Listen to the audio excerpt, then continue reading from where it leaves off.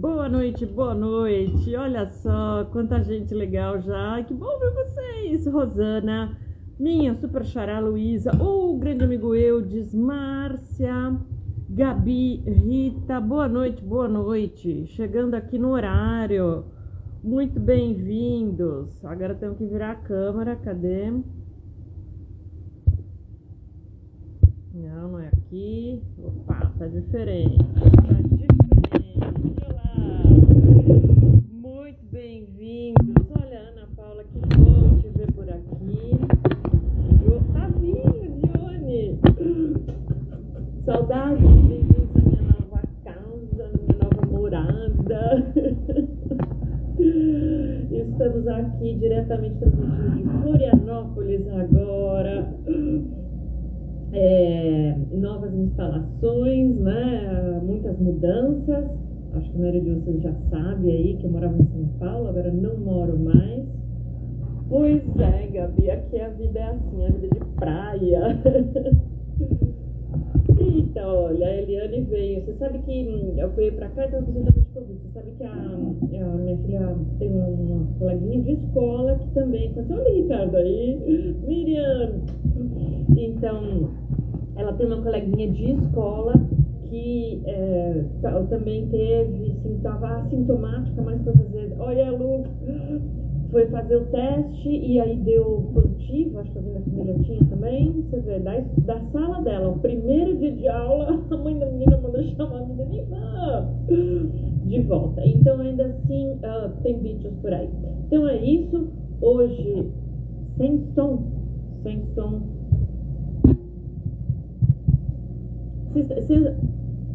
O som não está bom. Tá, peraí. Então, vamos ver o que aconteceu aqui. Vamos ver. E agora? Tá sem som ou o som não está bom?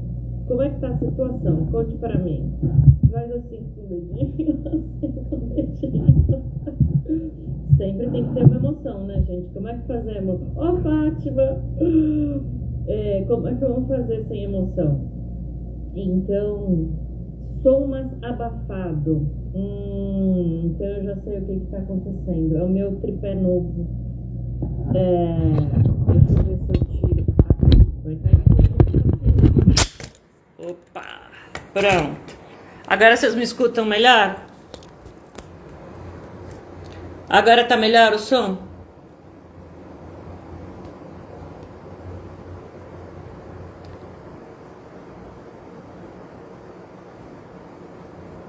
Tem som, mas não está bom, está abafado, sem som. O que será que está acontecendo aqui? Vamos ver, mexi em mais alguma coisa. Melhorou, legal. Então tá bom. Olha a Isis, que bom. Tá, então era realmente o tripé, ele fica em cima aqui. Mas tudo bem, eu seguro o celular e a gente vai falando. Se der uma tremida, é porque eu tô segurando com a mão. Olha a Érica, não tinha visto você ainda, a Rosina, Magda, boa noite. Muito bem, então esse é o resumo da história. A mudança é assim mesmo, levou um tempo, tive que comprar essa casa aqui, vender a outra, foi uma loucura. Mas aí eu já cheguei aqui, já era ano novo. Olha, ficou bom, a Rosa tá dando um toque. Então, cheguei aqui, já era ano novo, já estava na hora de comemorar com a família, né? Aqui eu saí de São Paulo por isso, porque lá eu tinha família, eu era casada, né? Aí eu me separei, me divorciei e preferi ficar aqui perto da minha mãe e do meu irmão que mora aqui há muitos anos já, né? Então é mais interessante e acho que para a qualidade de vida da minha filha também vai ser melhor. Então é isso aí. Cássia, boa noite, seja muito bem-vinda e vamos então conversar um pouquinho sobre o crescimento dos vinhos brasileiros, né? Porque o tema surgiu justamente... Boa noite, mal. Então, o tema surgiu justamente por viver aqui em Santa Catarina, né? Eu, obviamente, antes de vir morar aqui, eu vinha pra cá, porque minha mãe tá aqui, meu irmão tá aqui. Então, eu vinha pra cá, Dani Lima, boa noite. Eu vinha pra cá com bastante frequência. sei lá, 2 vezes por ano. Férias de verão sempre, né? E férias de inverno de vez em quando. E aí, o que aconteceu foi que morando aqui, é sempre diferente morar num lugar do que ir a um lugar, né, gente? Então, tipo, morar aqui é diferente, tudo é, né? Tipo, o sistema de peruas para levar a menina para escola é diferente de São Paulo. São Paulo funcionava, a perua era do colégio, aqui não, aqui é da prefeitura. Boa noite, Lu. Então, quando você vive de fato num lugar, é que você percebe as diferenças, né? Que existem diferenças culturais, existem... Dani Mota, boa noite, que saudade. Então existem diferenças culturais aqui que antes de morar eu não percebia. Uma dessas diferenças é a valorização do vinho, né? Entrando no nosso tema de hoje. Uma dessa diferença cultural é o vinho. Aqui eles têm uma cultura de vinho do sul muito mais presente do que em outros, em São Paulo, por exemplo, né? Então, é muito mais comum você ver pessoas tomando vinho aqui. Outro dia eu fui no churrasco da academia, olha só, né? A pessoa só aparece na academia para ir no churrasco. Então, eu fui no churrasco da academia e levei cerveja, né? Porque churrasco, eu falei, gente, cheguei lá, vocês acreditam que tava todo mundo tomando vinho? E mais, muita gente tomando vinho espumante. Fiquei encantado, obviamente. Quem me conhece já sabe que espumante é um dos meus vinhos preferidos, especialmente com churrasco. Bom, e aí eu fui percebendo que existe uma cultura. Olha, Silvia, boa noite. Então, existe uma cultura de vinho muito mais forte do que em São Paulo. Beleza, e aí eu comecei a me acostumar com os rótulos que tem aqui, que são diferentes dos rótulos de São Paulo, né? É muito mais fácil você encontrar espumantes diferentes. Aqui tem o outro dia eu postei, o da Almaden, que em São Paulo é muito difícil de encontrar. Aqui também eu encontrei um da Garibaldi, que é muito difícil de encontrar em São Paulo. Enfim, e esses são espumantes extremamente acessíveis, né? E não falo nada pra vocês, não sei quanto custa aquele espumante séries da Salton. Aqui custa 19, hoje estava R$19 no supermercado. A minha mãe não tinha visto. A hora que a gente estava saindo, ela falou, ai, não peguei espumante. Eu falei, mãe, tá 19 pilas. Fila, pega 2. Então, assim, é uma tentação, né? Esses dias quentes, a gente se sente muito mais com vontade de consumir aí vinho, né? Muito bem. Então, o que vamos fazer agora? Agora eu vou começar a ler para vocês uns dados, tá? Eu não quero ser chata, não vou ficar enchendo a cabeça de vocês de números, mas vamos tentando aqui entender. E eu quero depois, olha, você tá vendo a Ana Paula? A Ana Paula é gaúcha, ela nasce nessa terra abençoada pelas vinhas e parreiras. Você vê que é mais barato ainda. A gente tá no estado do lado, mas a gente já vai falar de distribuição, como isso impacta o seu bolso, como você escolhe vinhos melhores. Então, você vê que no estado do lado a gente já paga R$3 a mais, tá?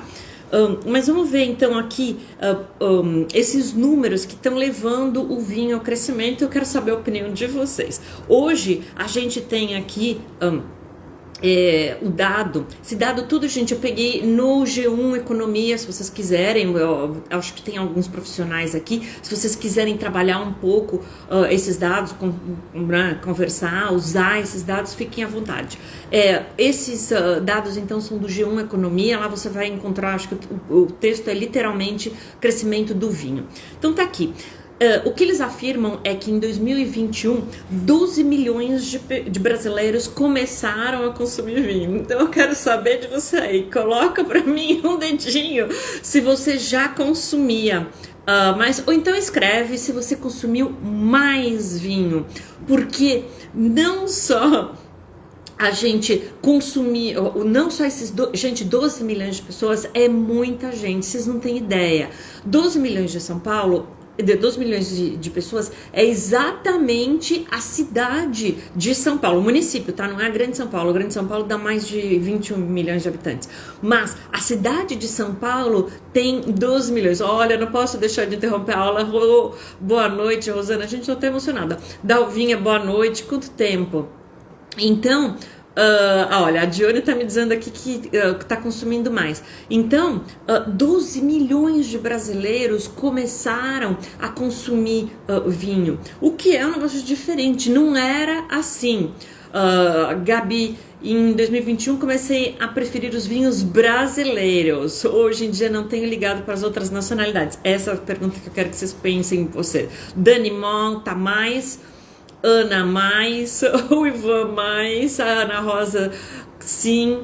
Então, esses 12 milhões de pessoas que entraram durante, eu não vou dizer a palavra aqui porque senão o Instagram é capaz de me bloquear. Então, durante esses últimos 2 anos, vamos dizer assim, porque vocês sabem que tudo que a gente fala, aquele nome que não pode ser dito, eles agora bloqueiam, põem para análise, enfim. Olha, a Miriam também dizendo que aumentou o consumo de vinho, no mínimo dobrou, uhul, muito bom. Muito mais, exato. Então, as pessoas começaram a consumir vinho, entraram, e a gente já vai estudar as razões e vai ver se isso aplica a vocês, então, né? Então, entraram mais pessoas consumindo esses 12 milhões, uma cidade, para vocês terem ideia, a cidade de São Paulo equivale a metade da cidade de Xangai. Xangai é a terceira maior cidade do mundo. Então, é um volume importante de pessoas, tá, gente? Não é pouca gente, não. E a Isa está me dizendo aqui que ela tem encontrado, inclusive, novos rótulos. Ela é em São Paulo, minha vizinha, aliás, Santo André, né, Isis? Mora ali do ladinho. Olha, o Eudes tomando bem mais vinho. Graças a mim. Tá vendo? Fazendo minha parte. Olha, a Fátima também, olha que a Fátima, ela mora num lugar mais afastado. Ela tem que se deslocar um pouco ou encomendar, né? Não sei se ainda tá morando no campo. A Rita também dizendo que aumentou. Então isso é muito importante a gente perceber, porque as pessoas estão tomando mais vinho, mais pessoas estão tomando vinho. Então você vai criando um mercado muito mais forte, muito mais consistente, com muito mais coisas legais para apreciar. E aí você começa a fazer uma alimentação positiva daquilo que está chegando. E isso é muito legal. Então, além dessas pessoas entrando, desculpa que eu tenho que olhar minhas anotações, tá? Vocês já me conhecem, vocês sabem como que funciona. O consumo per capita passou para 2,6 litros per capita. Esse número é um pouco polêmico, tá? A empresa que audita isso, ela audita pessoas com mais de 18 anos. Por quê? Em teoria, o per capita não é assim. O per capita a pessoa existe, então calcula per capita. Mas, se você...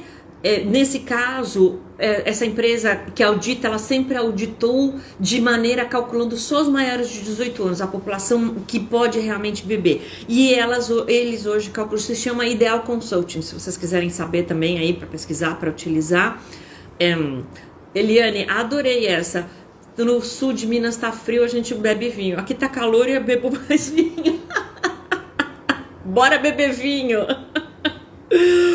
Eu também consumi muito mais vinho esse período, preciso confessar para vocês, né? E a gente vai ver que tem várias facilidades, e se vocês não têm essas facilidades, vocês vão aprender aqui hoje. Então, além da gente tomar mais pessoas tomando vinho, mais litros de vinho per capita, mesmo que seja polêmico, que se calcule maiores de 18 anos, e quando o resto do mundo calcula toda a população, essa é a grande diferença. Então, o impacto disso nesse mercado é que hoje a gente conta aí com um crescimento de 27,4% de crescimento no mercado. Gente, 30% de crescimento no mercado é muita coisa, tá? Isso quer dizer muitas empresas novas, oportunidades novas, gente chegando aí para oferecer produtos para essas pessoas que estão entrando, tá? Então, olha, o Ivan dizendo que o consumo é bem maior porque tem os vinhos do Contatinho sem nota fiscal. Essa é ótima, gente. Vou pegar aqui meu espumante. Saúde! Vocês já viram o espumante de hoje, né? No frio a Dalva bebe vinho tinto, no calor o vinho branco. Com temperatura amena eu vou de rosé. Pronto, assim que eu gosto. Mineiro resolve as coisas no ato, não tem problema. Então, muito bem. Importante frisar, a gente já vai voltar para os espumantes, que vocês sabem que eu adoro espumantes, né? A Ana Rosa tá dizendo que aqui toma vinho com sol ou chuva. Pronto, né, Ana Rosa? A gente resolve as coisas dessa maneira. Então, é muito importante a gente dar o devido valor e reconhecer a devida importância do vinho de mesa, né, que a gente chama. Então, o vinho de mesa, tenho certeza que quem está aqui conhece muito bem, é o vinho que é elaborado com a vitis labrusca, vitis americana, é a uva normal, a uva que você compra aí na feira para fazer, sei lá, geleia, suco, comer in natura, né? Ela é uma uva mais gordinha, fisicamente a gente pode dizer que ela é uma uva mais gordinha, a casquinha dela é muito mais fina, tá? Proporcionalmente, ela tem muita carne, muita fruta e uma semente relativamente pequena. E não tem tanto açúcar. Aí você falou assim, mas o vinho de mesa que é feito com essa uva, ele é doce. Então, o que aconteceu? Colocaram açúcar lá. Então, e essa uva, isso é físico. Quimicamente, ela não tem alguns compostos químicos que vão dar os aromas e sabores que a vitis vinífera, que é a que faz vinho de mesa, vinho fino, perdão, tem. Ai, Luísa, você chama vinho fino e vinho de mesa é preconceito seu? Não, quem faz isso é a Embrapa. Entrem lá na Embrapa e vocês vão ver a definição de vinho. E outra coisa, tá, gente? Alguém outro dia me falou assim, tomei um vinho de jabuticaba que era ótimo. Então, vinho de jabuticaba não é vinho, é bebida fermentada de jabuticaba. Vinho também é a lei que diz, é a Embrapa que diz. Vinho é a bebida elaborada com uvas frescas e maduras.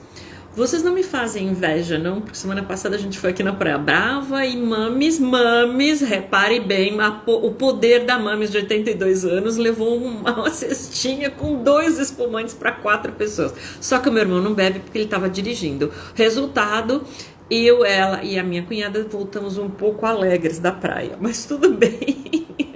No final ficou tudo ótimo. Então, mas realmente a sugestão da Isis de lata, que é outra inovação, gente. Vocês veem como você cria uma inovação que é um momento de consumo novo e uma situação, uma maneira de consumir diferente, que é você consumir o vinho em lata na praia. Isso é muito normal, isso aumenta o que a gente já acabou de falar, o consumo de quem consome e traz mais consumidores para a categoria, para o mercado. Agora, muita gente vai falar assim, ai Luísa, como que é o meme? Ai Luísa, o vinho, ele não o vinho de lata não é um vinho sofisticado. Gente, olha o que a gente está falando agora, tantos exemplos da Ana Paula, da Isis, da Johnny. O vinho de lata, ele tem um momento muito... essa luz está fazendo meu olho lagrimejar. Então, esse vinho de lata, ele tem um momento muito descontraído de consumo. A ideia dele não é ser aquele vinho top, não é Chateau Lafite, não é Mouton, não é Rothschild. Esse vinho é um vinho para ser consumido exatamente ali. Um vinho simples, um vinho para ser consumido no dia a dia. Muito bom, o Eudes acabou de levantar um ponto muito interessante. Pérgola. Pérgola é o vinho mais consumido do Brasil, acredite você ou não. Então vamos reconhecer que o brasileiro em geral, especialmente aqui o povo do sul, do Paraná para baixo, é vidrado em vinho de mesa, esse que eu acabei de falar para vocês, que é feito com a uva Niágara, Bordeaux, essa uva que você compra no supermercado, tá? É um vinho mais docinho, é um vinho que tem menos acidez, é um vinho aí um pouquinho diferente. Então, esse vinho hoje, gente, ainda representa 58% do mercado de vinhos brasileiro. Então não dá para falar, ai, não gosto. Quem gosta, gosta, né? O que a gente espera é que com esse vinho, aliás, essa uva dá muito resveratrol, né? Ela é impressionante, é uma das que fornece mais resveratrol. Ó, Johnny dizendo que lá no Nordeste também se toma muito pérgola. É o vinho que tem maior participação de mercado, né? Então, é um vinho que historicamente, gente, foi isso que os portugueses encontraram quando eles trouxeram, né, as vides morreram. Eles chegaram e foram plantar as vides em São Vicente. O que aconteceu? Depois de terem chegado aí do descobrimento, foram plantar as vides no São Vicente. É um lugar úmido, quente, não tem nada a ver, é o lugar pior para ter vide. Então, aí, o que acabou acontecendo? Elas morreram e eles encontraram as uvas nativas, por isso que chama vitis americana, vitis labrusca, que é que se encontra em toda a América, toda, desde a América do Norte, lá no Canadá, Estados Unidos, América Central e América do Sul. Então, toda essa região já tinha. E foi, a compraria tá aqui, ó, de pé. Muito bem, muito obrigada. Então, toda a América tem essas uvas. No Chile encontra bastante, até vinho de lata, frisante e espumante, tá vendo? Eu nunca tomei vinho de lata espumante. Então, 58% aí. Além da importância histórica, o vinho de mesa ele tem uma importância muito grande para as vinícolas, porque 158% do mercado, mesmo que ele seja muito mais barato, ele fatura o suficiente para bancar a vinícola. Então, normalmente é o vinho que paga as contas, paga a conta de luz, paga os boletos, e aí os vinhos mais sofisticados, que vêm de um pequeno volume, é que acabam sendo os vinhos aí que a vinícola vai trabalhar melhor, mas vai precisar de mais tempo e vai ter mais investimento. Mesmo assim, houve uma redução, né? Ele antes era maior esse volume, houve uma redução de 11% no volume desse vinho de mesa. Por quê? As pessoas estão bebendo vinhos melhores, né? Vamos lembrar que a uva de vinho fino, ela tem mais características organolépticas. Apesar de ser mais seca, ter mais acidez, mais tanino. O brasileiro não é chegado muito em tanino. Mas existem agora opções, né? A Merlot, por exemplo, a Pinot, são uvas que você pode ir adaptando o seu paladar quando você não quiser um vinho suave, você quiser. Porque o vinho suave, às vezes, ele é difícil de harmonizar. Se bem que eu tô falando do vinho suave doce. E eu tenho visto aqui no sul muitos vinhos suaves sem adição de açúcar. Então ele fica com uma graduação alcoólica mais baixa, cerca de 9 graus, e ele não é doce. Outro dia eu tava até num jantar da família. Eu não sei, vocês já experimentaram esse tipo de vinho de mesa que não leva açúcar? Ele é feito com uva, sei lá, Bordeaux, Niágara, sei lá o que, mas o Gut também faz assim, mas ele não leva açúcar. Então ele fica um vinho suave no sentido que ele não tem tanta acidez nem tanto tanino, mas ele não é doce, o que possibilita ele ser harmonizado com mais facilidade, né? Então não sei, depois me conta aí se vocês já provaram esse tipo. Olha, a Johnny já provou. E eu tava num almoço foi o almoço de Natal da família, e tem uma parte da família que é de italianos, que realmente da colônia. Então é uma questão até cultural para eles beberem esse vinho. E esse senhor, é um senhor já de idade, o pai do cunhado do meu irmão. Quem é o pai do cunhado do meu irmão? Então, o pai do cunhado do meu irmão, ele é um senhor e ele é filho de italiano, e ele trouxe, ó, a Isis falando aqui não, é dos italianos, aqui na região de Jundiaí estão trabalhando alguns, mas com uva americana. É assim mesmo.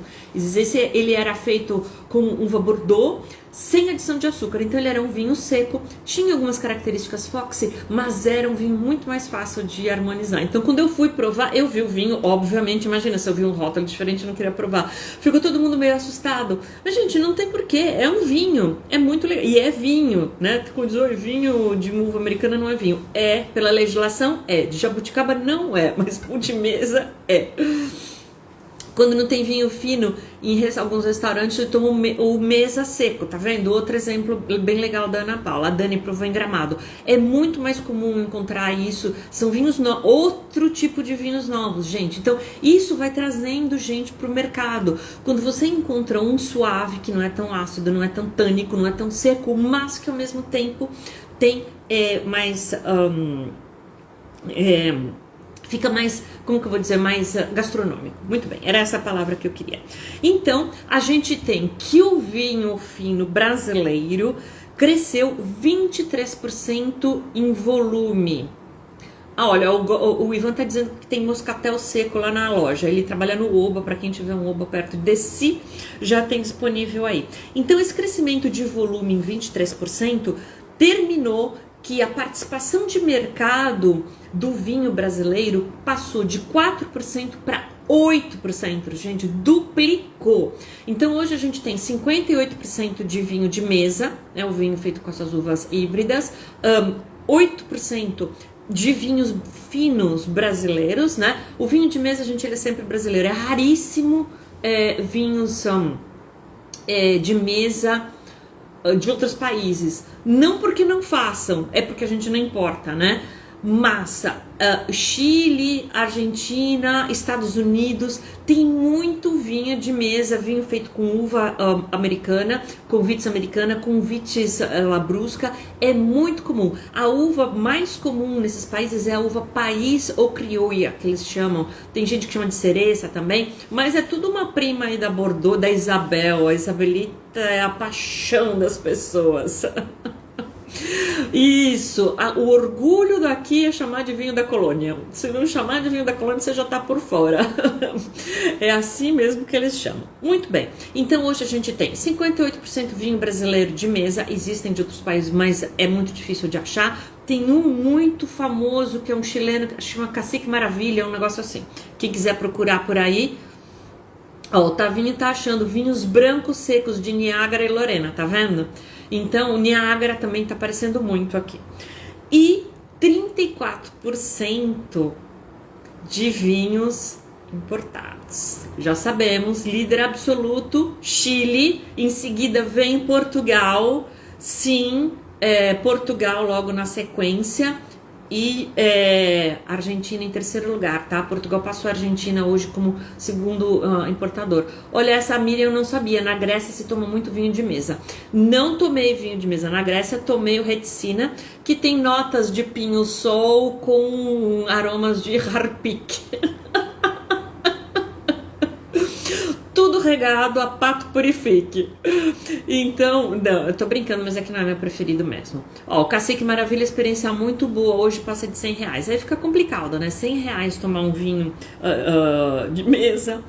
E então, agora eu vou fazer a pergunta que alguém já tinha feito, que vocês acabam comigo. Vocês, se eu der R$50 para você agora, para você comprar um vinho, qualquer vinho, você tem R$50 na sua mão. Qual é o país? Escreve aí, eu ponho a bandeirinha, o que for mais fácil. Qual é o país que você vai comprar? Pode ser qualquer um, tá? Brasil, Chile, Argentina, Portugal, França, Itália. Não esquecendo que a Itália tem lambrusco, que é muito barato também. É espumante, é adocicado, docinho. Te dou 50 pilas agora. Que país você vai comprar um vinho? Olha, a Isis já foi na Valduga, ela não foi nem no país, já foi. Ó, Dalvinha vai de Portugal. Ivan apaixonado pelo Chilili, xixixi, lelele. Lu, Portugal. Dione, espumante brasileira, tô contigo. Tchau. Laranja, me perdi. Chile, Portugal, França, com 50 pilas vai fazer milagre, Érica. Miolo, Argentina, Dânia, Lima, Ana Rosa, Espanha, Taná, do Uruguai, Marcinha, Portugal. Pronto, o Ivan já quer tudo. Portugal, Chile, Argentina, Brasil. Olha, eu ia falar uma coisa pra vocês. Até ano passado, eu compraria um português. Exatamente, é esse o ponto da Rita. Olha, o Rodrigo também foi assim, o miolo, seleção, turiga, tempranilho. Gente, saí, fui lá no supermercado. Vocês me matam. Rosina vai de lambrusco, espumante docinho, quem resiste? Então, Se bem que pra quem gosta de espumante docinho, tem ótimos moscatel. Gente, vocês não fazem ideia do que tem de moscatel aqui em Santa Catarina, aqui em Florianópolis. É muito moscatel. E outro dia alguém ofereceu moscatel seco, é verdade. Olha, o Eudes sabia, toca aqui espumante do Vale de São Francisco, Terra Nova, ótimo rótulo também por esse preço. Essa luz tá me matando. Bom, mas tudo bem, vamos em frente. Ou a Ana Paula encontra o que comprar. Então, gente, olha, a minha primeira preferência até ano passado seria Portugal. Mas a alta do euro tá jogando a qualidade dos vinhos portugueses numa situação que eu vou falar pra vocês, tá difícil de acompanhar. Eu não gosto de vinho argentino, tá difícil. Eu acho que os vinhos argentinos bons são caros. São caros, e aí você compra outro rótulo. Mas existe uma oferta boa. Eu achei também. A Dalvinha gosta do moscatel da Dom Guirino. Espumante da Rio Sol, perfeito. Terra Nova também é muito bom. Todas essas. O Amitié, que o Ivan tá falando também, está nessa faixa de R$50. Então, uma variedade grande. Então, gente, vocês conseguem entender o crescimento do mercado, as opções que vocês têm. Isso eu acho muito legal. Vocês veem com vocês mesmos, apesar de falar de algumas preferências, quando você entra na faixa preço, e vou falar uma coisa para vocês, o preço do vinho brasileiro é afetado pela variação cambial. Não é só porque a gasolina afeta o preço de tudo. O vidro também tem componentes importados, né? Faltou vidro no mercado. E essa foi uma complicação. Você vê esse crescimento do mercado de 27,4%. E vamos lembrar, gente, que isso é uma coisa do Brasil. O país da jabuticaba, só tem aqui, né? O Brasil é aquele país da raridade, só tem aqui. Então, esse fenômeno só aconteceu no Brasil. Em todos os outros países, a Organização Internacional do Vinho, OIV, para quem quiser pesquisar, a OIV detectou uma queda no consumo. Por quê?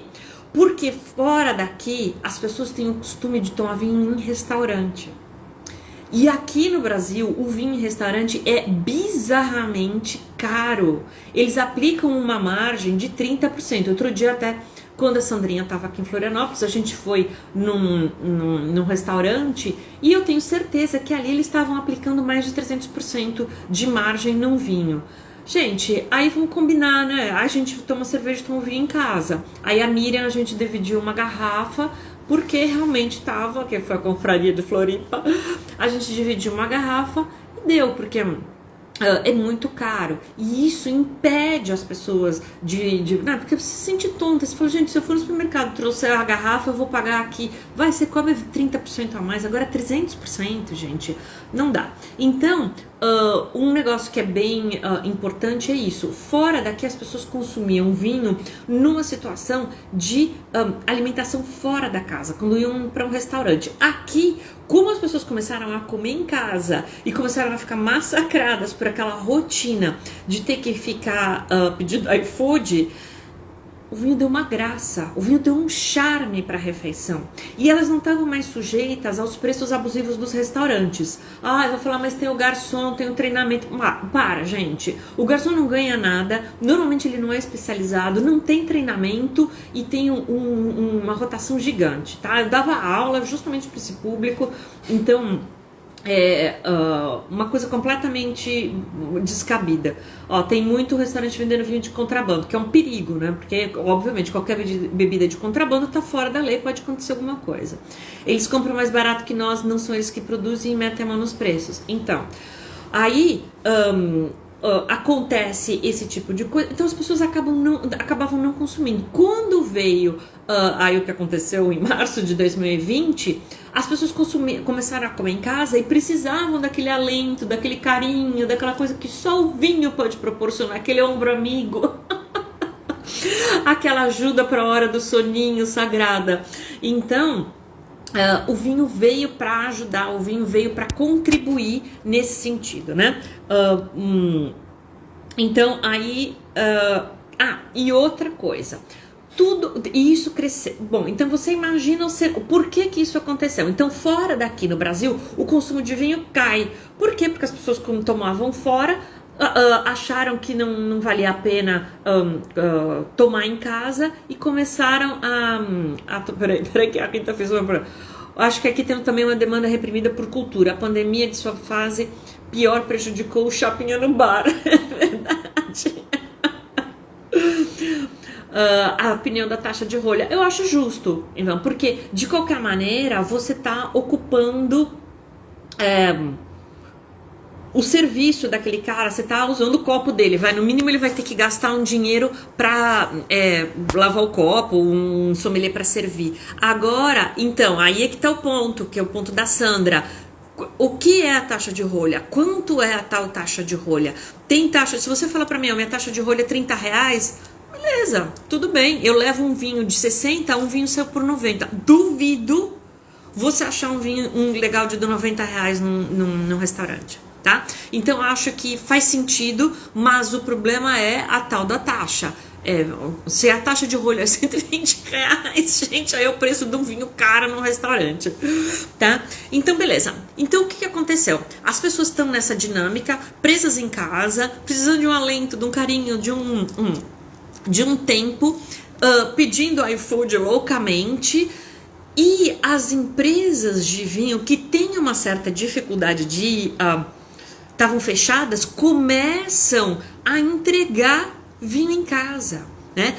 Vocês verem, a Evino, quem fez as aulas daqui, quantas vezes a gente não pediu vinhos na Evino? A Evino acabou de comprar a Grand Cru, que é uma das maiores importadoras do país, porque a Evino teve um salto no crescimento impressionante. A Wine.com.br, que já é do grupo da RBS, um grupo gigante, também teve um crescimento estrondoso nas vendas. Por quê? Porque eram empresas que se aperfeiçoaram e começaram a vender muito mais, começaram a ofertar muito mais, a facilitar a entrega, a agilizar a entrega.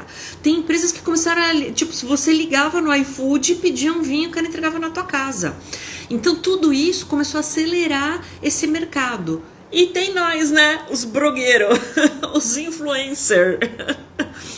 Então muita gente que dava aula pessoal, que fazia degustação pessoal, começou a dar aula pela internet, começou a falar de vinho pela internet, começou a vir aqui no Instagram e explicar: olha, você quer degustar? Desculpa para beber vinho. Saúde, gente, me conta aí, o que vocês estão bebendo para comemorar? É vinho brasileiro, né? Terça-feira já pode beber? Acho que não, né? Mas a live é que tá calor. Oi, Juliane, boa noite. Adelino, boa noite. Pois é, Sandra. Olha, 80, Benete, boa noite. R$80 uma taxa de rolha? Oi, né? Oi. Então, olha... Ai, gente, que delícia esse espumante. Vocês não têm noção. Gente, parece morango com cereja mesmo. Muita gente, a Rita dando risada que vocês me converteram. E isso foi uma das coisas que aconteceu. As pessoas, então, trancadas em casa, vivendo à base de iFood para ter uma folga das panelas, né? Porque café da manhã, almoço e jantar. Eu, por exemplo, não fazia almoço, porque minha filha estava fora, meu ex-marido também. A hora que estava todo mundo em casa, era café da manhã, almoço e jantar. Pilha de louça, a pessoa cansa da comida, não aguenta mais. Então, na época, a gente começou... olha, o Ivan tá tomando água, tá trabalhando, né? Quem mais? A Miriam também tá no espumante brazuca, a Dani tá na água, a Isis tá no suquinho. Então vamos contando o que vocês estão bebendo aí. Então, suco de uva brasileira, né, Isis? Que, aliás, é uma fonte de renda super importante para as vinícolas brasileiras, né? A plantação é essa daí mesmo. É para tudo. Então... a gente teve todas essas facilidades dessas pessoas cansadas, mas que acabaram adotando o vinho como companhia e como companhia da comida também. E isso foi facilitando. E a pessoa também se sentia mais à vontade para provar rótulos, sem precisar se explicar, sem precisar dizer, Sandrinha tá na água. A Dani já tá preparando para o final de semana. Olha a Gabi de Village Conte, chiquérrima, poder. Eudes num moscatel Rio Sol, fantástico. Rio Sol é bom demais, gente, uma qualidade assim. E aí tá outro fator. Então vamos ver.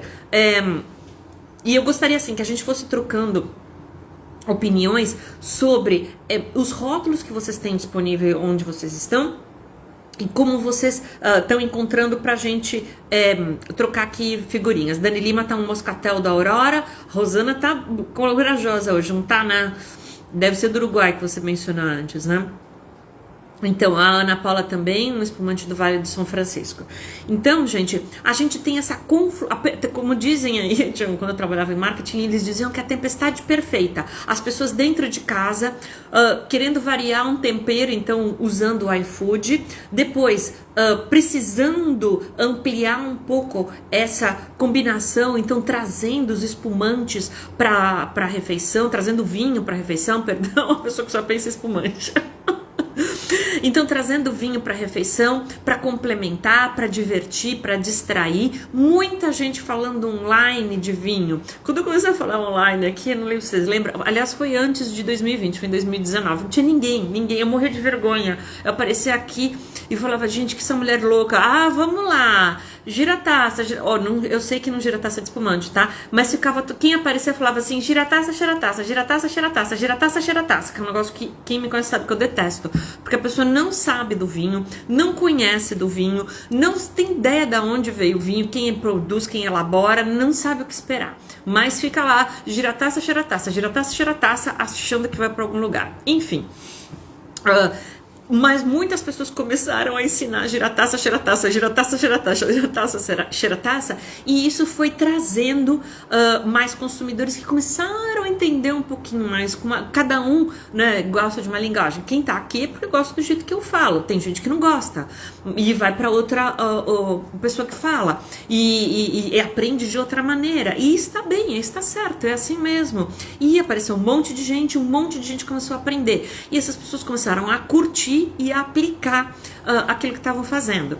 Então, você tem informação disponível. Muitas lojas começaram a caprichar muito mais na entrega da informação, né? Eu hoje, por exemplo, eu presto trabalho para a Smart Buy Wines, que é especializada em vinhos da Califórnia. Não como diz, jabá, porque eu não preciso. Eu ganho pelos vídeos que eu faço, tá? Mas para quem gosta e quer experimentar vinhos americanos, é fantástico. Eles têm outros vinhos também, mas são especializados nisso. Eles moram nos Estados Unidos e vendem os vinhos aqui, tá? Porque são brasileiros. Então, eles cresceram muito no online também e tem essa facilidade de entrega muito mais rápida, muito mais eficiente. A Rosana tá com Terra Nova, Moscatel, Vale do São Francisco. Muita gente de Moscatel, vocês gostam de um espumante docinho? Vai, confessa, fala pra mim. Abre esse coração que eu quero ver. Fala, eu gosto de um espumante docinho. Muito bem, então, facilidade de informação, distribuição. Distribuição é um negócio muito complicado no nosso país, porque parece que são pequenos países diferentes, né? Entre norte, nordeste, sul, sudeste. É um país continental, é um país enorme, mas é um país que além disso tem barreiras não só de estradas, de distância, como barreiras fiscais, ainda são complicadas, barreiras tributárias que só prejudicam um produtor. E quanto menor, mais prejudicado o cara fica, né?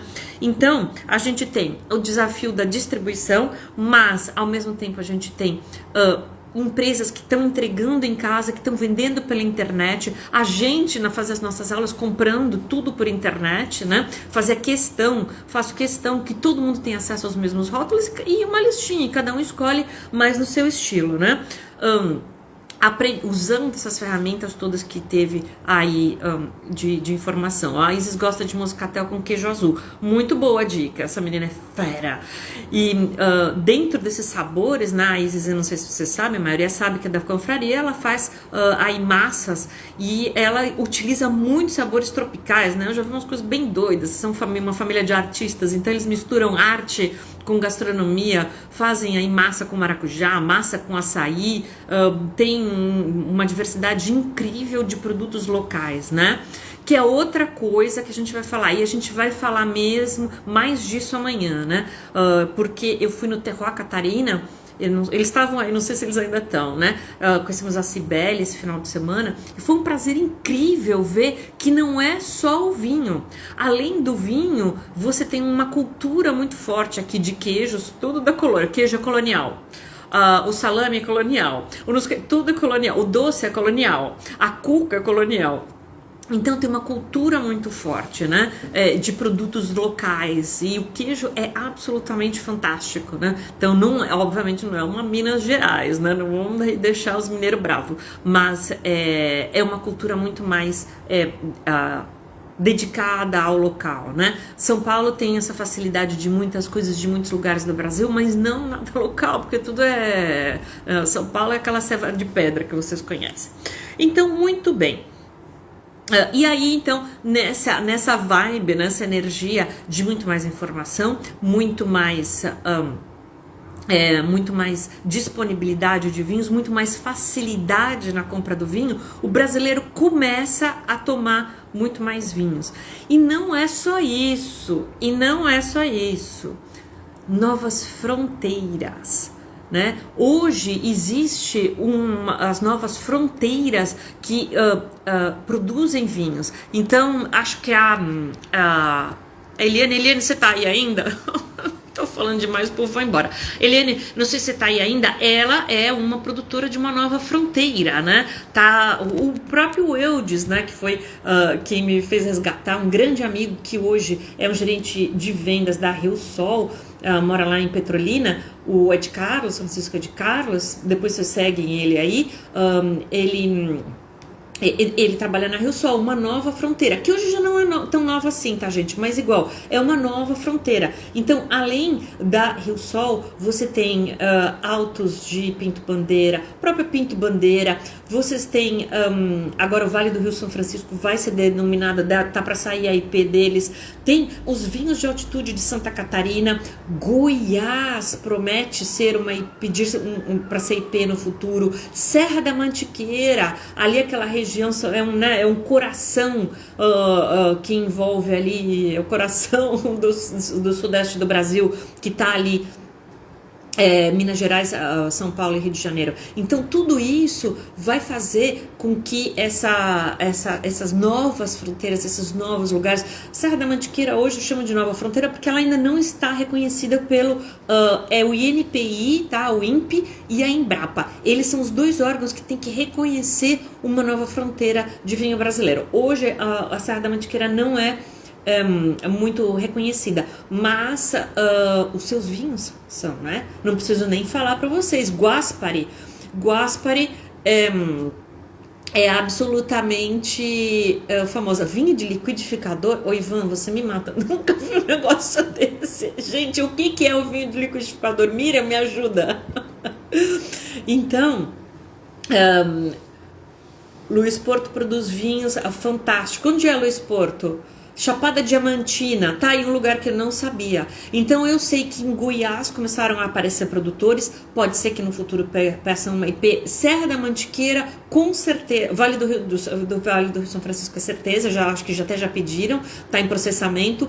Serra da Mantiqueira, se não saiu, vai sair, e tem tudo para ser um terroir, porque vocês sabem que tem a poda dupla, a poda de inverno, né?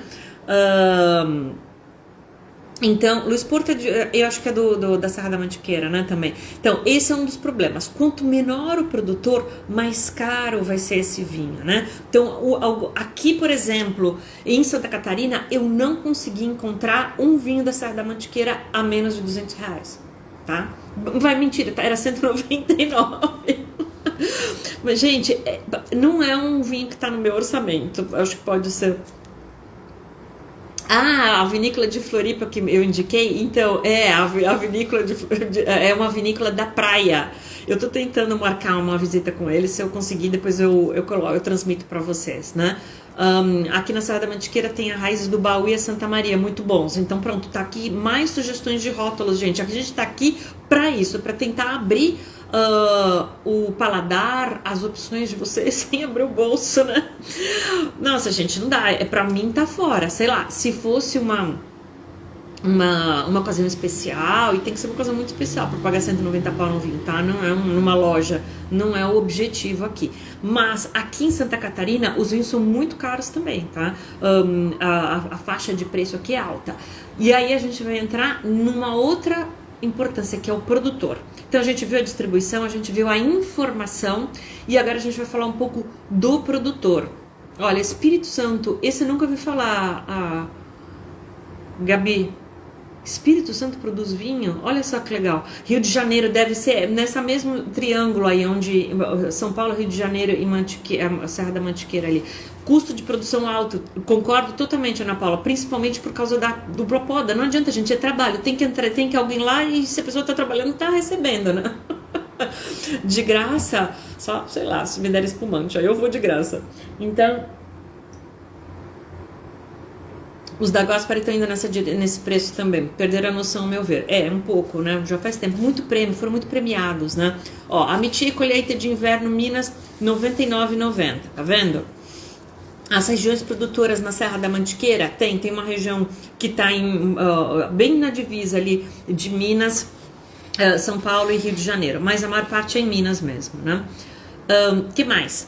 Bom, então a gente tem essas novas fronteiras, lugares que estão oferecendo uma variedade mais interessante de vinhos, como também a gente tem novos produtores, muitos novos produtores que antes estavam absolutamente ausentes, e com esse interesse eles começam a ter um pouco de projeção, né? Então a gente tem a vinícola daqui, juro, é um terroir praiano, eles estavam fazendo vindima, chama Quinta da Figueira, para quem quiser segui-los, tá? Então eles têm aí uma variedade de vinhos que é bem interessante. Não é de liquidificador, não. É um vinho até caro, porque, de novo, a produção é pequena, acaba subindo o custo. Não adianta.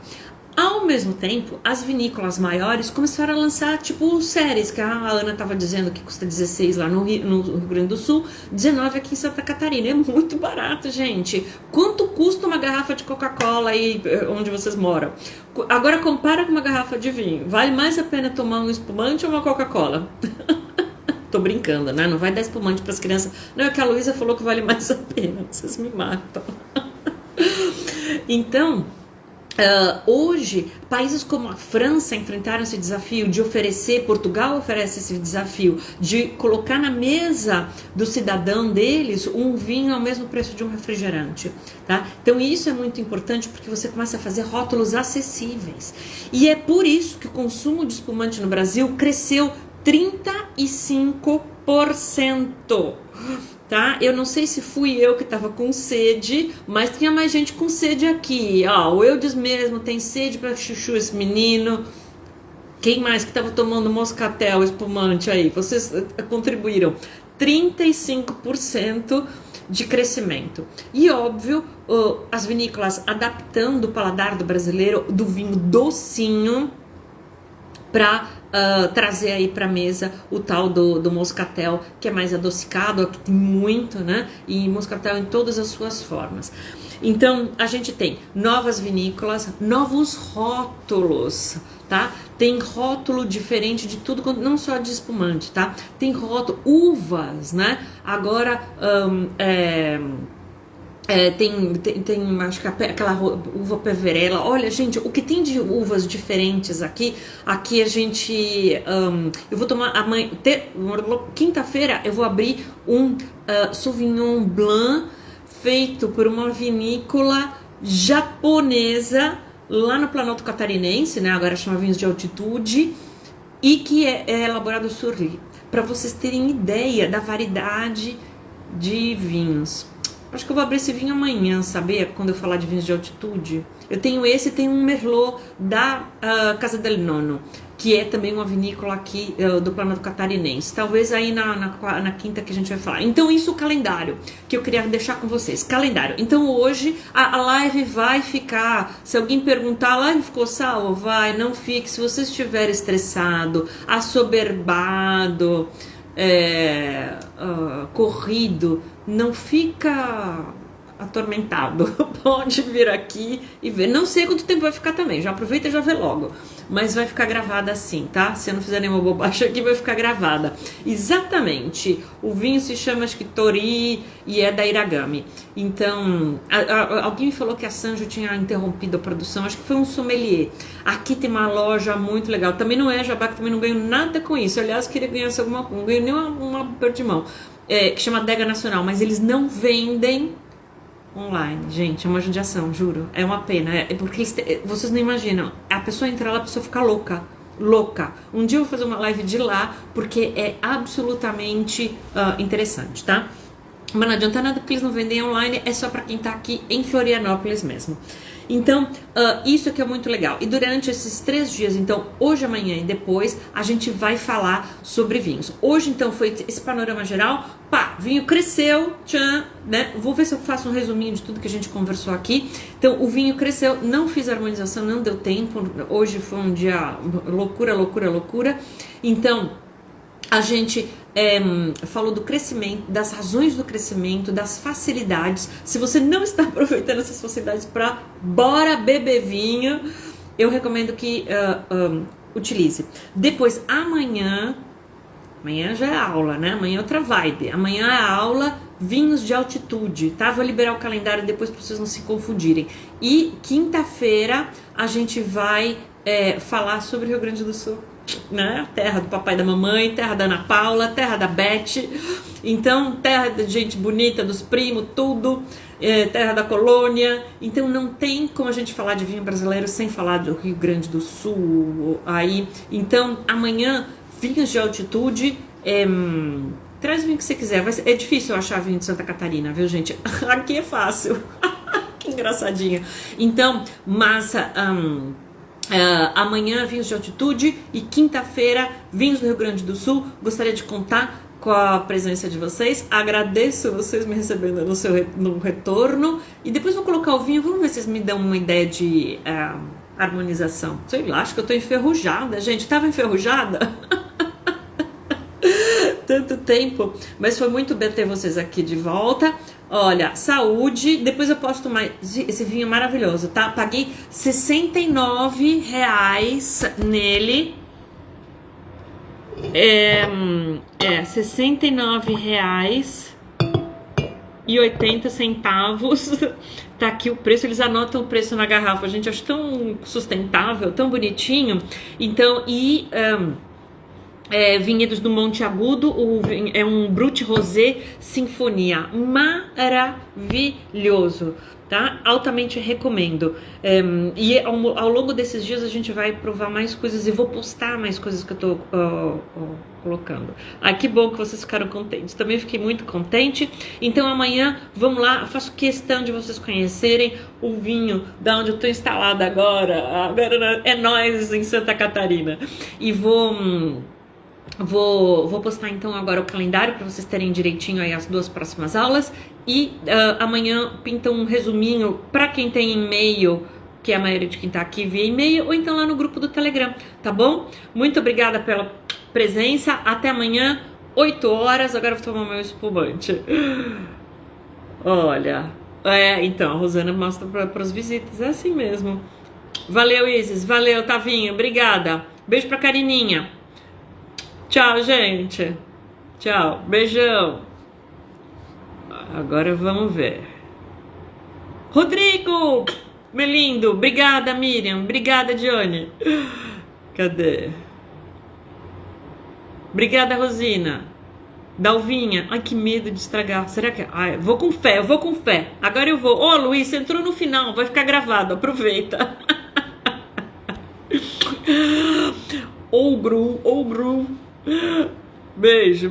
Obrigada, Silvia. Até amanhã.